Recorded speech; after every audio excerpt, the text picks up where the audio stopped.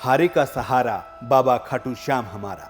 खाटू श्याम के बारे में आप सब जानते होंगे, लेकिन खाटू श्याम कृष्ण अवतार तो नहीं है। फिर वो श्याम कैसे हुए? बल्कि श्री कृष्ण जी ने तो उनका शीश मांगा था, तो कैसे उनके नाम के साथ श्याम लग गया और उनकी पूजा होने लगी, और कैसे वो हारे का सहारा बन गए? इसके लिए सबसे पहले जानते हैं कि खाटू श्याम हैं कौन, उनके पिता कौन थे, वो किस वंश से थे। दरअसल खाटू श्याम पांडवों के वंशज हैं। गदाधारी भीम की पत्नी थी हिडिंबा, जो राक्षसी थी। हिडिंबा से भीम का एक पुत्र था घटोत्कच, जो महाभारत के युद्ध में लड़ा था और वीर गति को प्राप्त हुआ था। इसी घटोत्कच का पुत्र था बर्बरीक। बर्बरीक भी युद्ध में हिस्सा लेने के लिए आया था, लेकिन उसकी शक्ति देख श्री कृष्ण जी ये समझ गए थे कि बर्बरीक अगर युद्ध में लड़ा तो युद्ध सिर्फ 2 बाणों में ही खत्म हो जाएगा। बर्बरीक का यह भी निश्चय था कि जो पक्ष कमजोर होगा वो उसी की ओर से लड़ेगा। श्री कृष्ण जी जानते थे कि बर्बरीक का ये प्रण पांडवों के लिए, इस युद्ध के लिए सही नहीं है।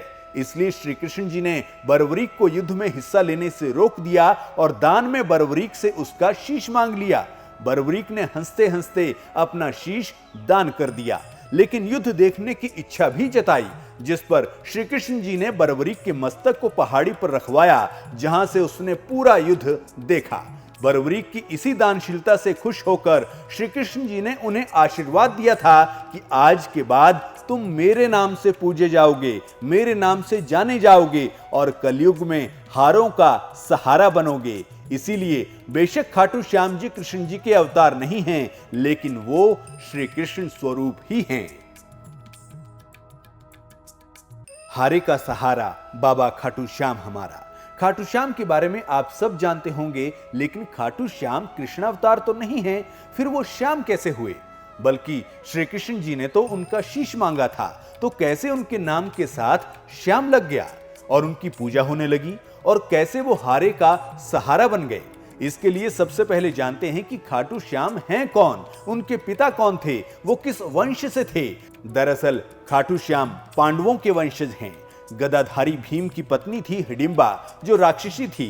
हिडिंबा से भीम का एक पुत्र था घटोत्कच, जो महाभारत के युद्ध में लड़ा था और वीर गति को प्राप्त हुआ था।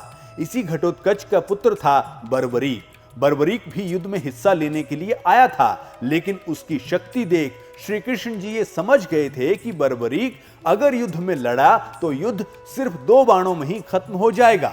बर्बरीक का यह भी निश्चय था कि जो पक्ष कमजोर होगा वो उसी की ओर से लड़ेगा।